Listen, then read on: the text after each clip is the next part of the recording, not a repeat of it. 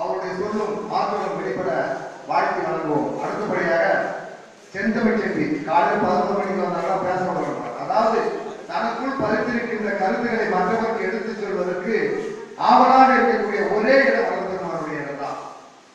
ஏன்னா பெருமானுடைய கருத்தை ஏற்காதவர் யாரும் இல்லை. சமயமும் மார்க்க அனைத்துக்கும் அப்பாற்பட்டவர்.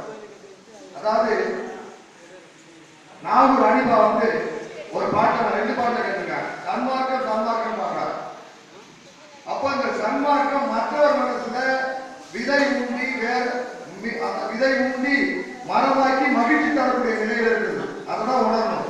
எங்கிருப்போரும் பெருமானுடைய அருளை ஏற்று நடப்பதற்கு காரணம் எளிமையான முறையில இறை வழிபாட்டு சென்று சொல்றார்.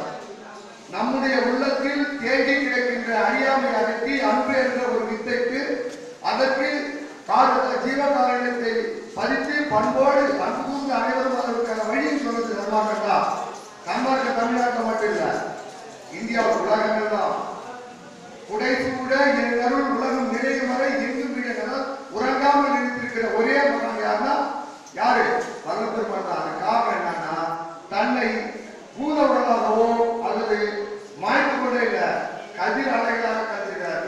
பிடித்து மற்றவர் குறையை போக்குவதற்காக அருள்நெறியாக தன்னை செஞ்சார் கரைத்திருக்கிறார்.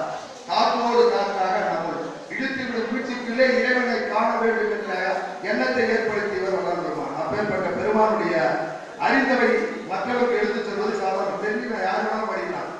8வது வயதில் கூட புத்தகத்தை படிப்பான். ஆனா வாசி சொல்லிக்கொள்வார்கள் இல்லை. தனக்குள் பதித்திருந்த கருத்தை மற்றவருக்கு எடுத்துச் சொல்வதற்கு ஒரு ஆசை வேணும். சொல்வதை கேட்கிற மனசு அவர் ஏற்றுக்கிறதுக்கு பக்குவம் ஆயிடும். அதனாலதான் பெருமானுடைய கருத்துக்களை செவிக்குள்ளே கேட்கும் போது ஞானம் பிறகு நல்லது நடக்கும்.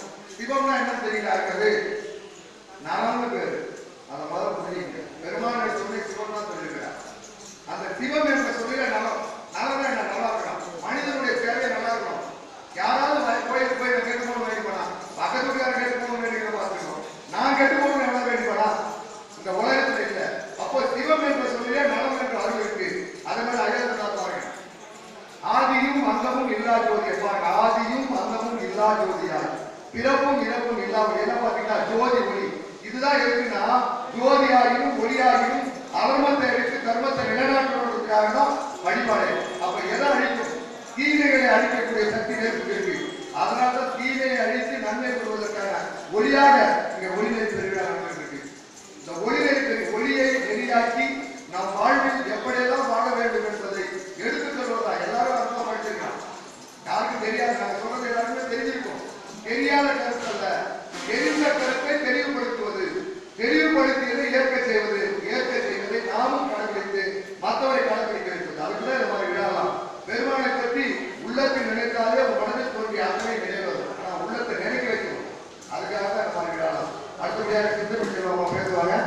எல்லோரும் விழாக்களை இங்கே எல்லாரும் பாருங்க, அமருங்க. பெருமானுடைய சொல்லை கேட்கும் போது இனிமே தெரியுங்க எதிர்காலத்தில் வாழ்வில் தேவையாக கொடுக்கக்கூடிய ஆற்றல் வல்லபெருமானுக்கு உண்டு. அதை சொன்னா கேட்கும் போதுதான் உள்ள முடியுமா? உள்ள முடிந்தாலும் மகிழ்ச்சி வரலாம். மகிழ்ச்சி வர வேண்டும் என்றால் சொல்வதை கேளுங்க. அன்பே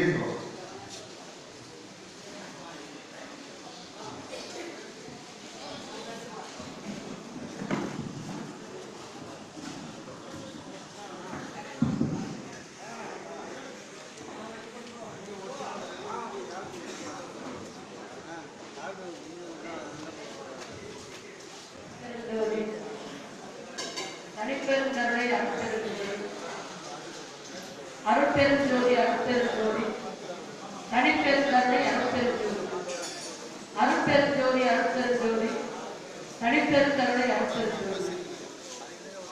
அன்பார்ந்த சன்மார்க்க சார்ந்தவர்களே, பெரியவர்களே, தாய்மார்களே, நமது உலகத்திற்கு ஒளியாக இருக்கின்ற வல்லபெருமானை வணங்கி இந்த வல்லபெருமான் வணங்குவது மட்டுமில்லாமல் தமிழகத்திலே உலகத்திலே இருக்கின்ற அத்தனை ஜீவராசிகளும் ஒளியாக தேங்கி கொண்டிருக்கின்ற வல்லபெருமானுடைய காலடியை தொட்டு வணங்கி அவருடைய நினைவாகவும் அவருடைய முத்தாகவும் மலராகவும் காலையில் இருந்து மதிய வரை மாலையிலே அமர்ந்திருக்கும் அருமை எனது வல்லபெருமானுடைய ஒளி முத்தாக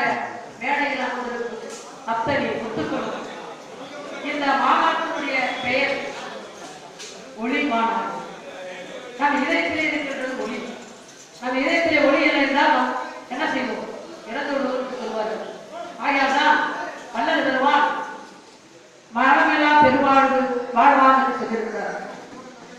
எல்லோரும் காலையில் இருந்து அற்புதமாக இந்த விழாவை அகழ்பாராயணம் படிக்கப்பட்டு ஐயாவுடைய வரலாற்றுடைய சின்னத்தை ஒளியை நம் இதயத்தில் ஒளியாக இருக்க வேண்டும் என்று சொல்லி கொடியேற்றப்பட்டு அற்புதமாக மாநாடு பெயரை நடத்தப்பட்டு இந்த ஒளியுடைய மாநாடு என்று பெயர் வந்து அருமை அன்னை தலைவர் பேசினார். அற்புதமாக